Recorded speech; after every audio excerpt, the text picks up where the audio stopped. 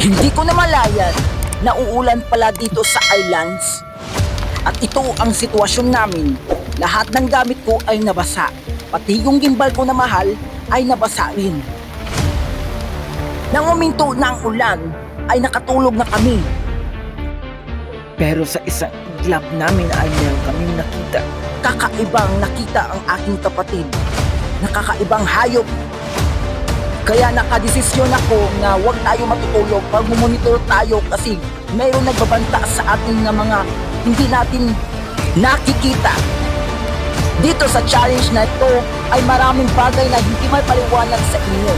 Kaya na sitwasyon namin ay merong hayop na hindi namin maintindihan. Kung halimaw ba yun, kung ano yun.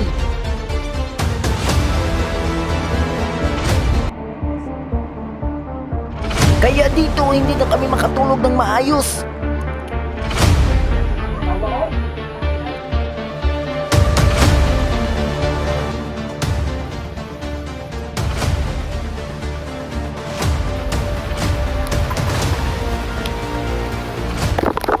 Itong masasabi ko sa aking challenge, guys. Mahirap magsaing basta basa ang yung kahoy. Ayan.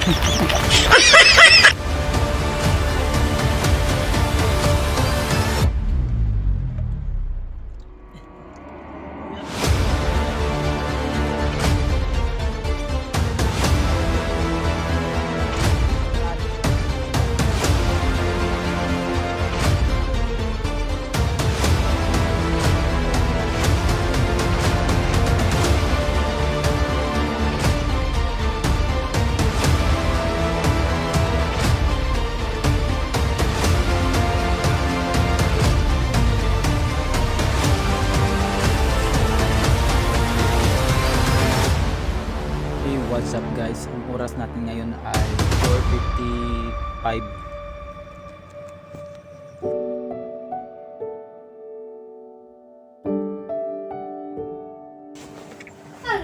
Ngayon ay matutulog na kami. See you next vlog tomorrow guys.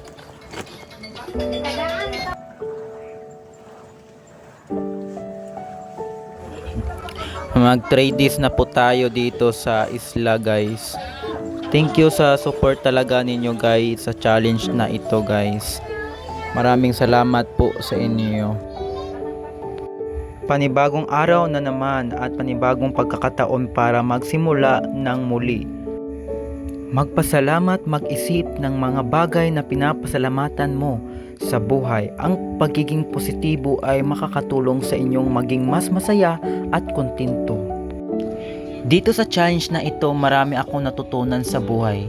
Hindi man madali mag-survive dito sa isla, kinakaya pa rin namin para mabuhay dito sa isla at mapakita sa inyo kung gaano kahirap na mag-survive dito sa isla.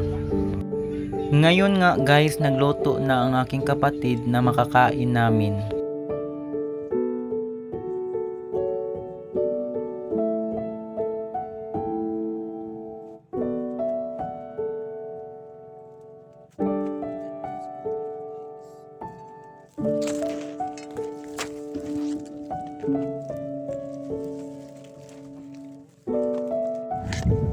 So what's up guys? So testingan na to masol no dire So natay pasol diri dala. Masol ta ano. Dire ta mamasol guys.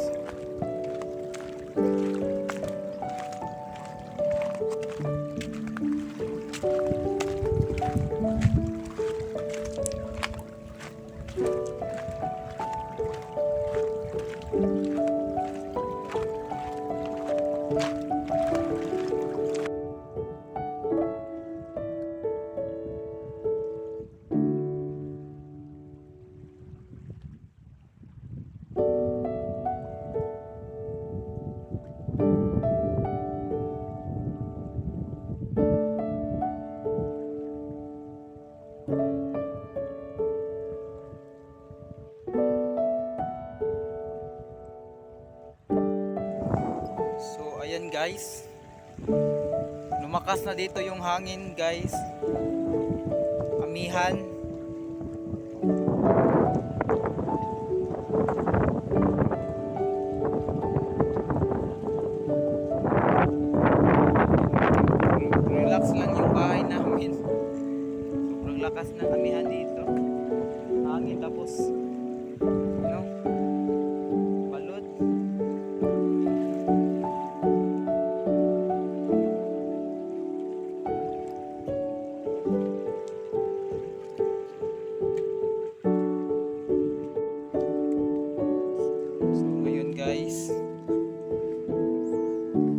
po tayo kung saan tayo makailis.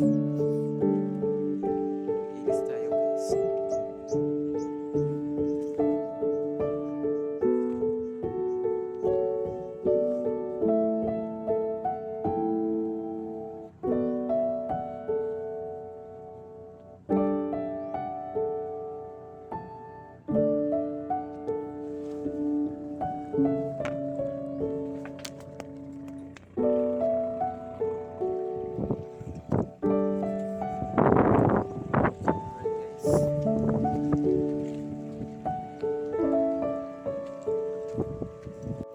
Good morning guys. Sitwasyon namin ngayon ay relax lang kami. So dito sa amin ay malakas na yung hangin at syempre malakas na yung alon dito guys.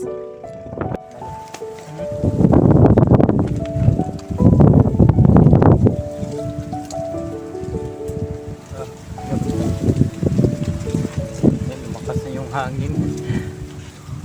Parang dito kami mag-overnight.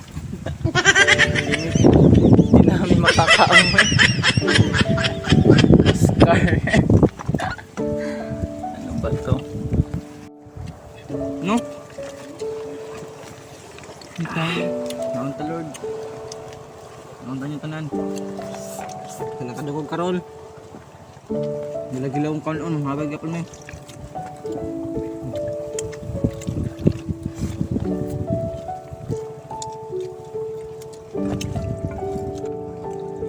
Last din na namin ngayon. Thank you God kasi hindi mo kami pabayaan sa aming challenge. Thank you God. Ngayon ay makakauwi na kami.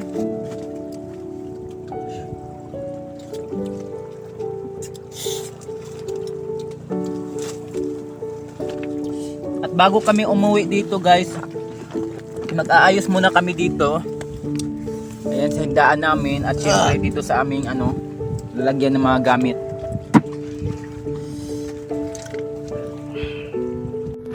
Hi guys, dito muna tayo para antayin yung isang magandang sunset na ibibigay sa atin sa huling araw natin dito sa isla. Grabe, 5 days, no? Akalain mo yun? Naalala ko pa yung first day natin na lahat bago pero ngayon matatapos na natin ang challenge guys. Grabe ang dami natin nagawa, mga bagay na di ko akalain na kaya ko pala. Ganito pala yung moment natin. Talaga dramatic, no? Ganon ba dapat sa vlog? Pero sobrang dami experience dito sa isla.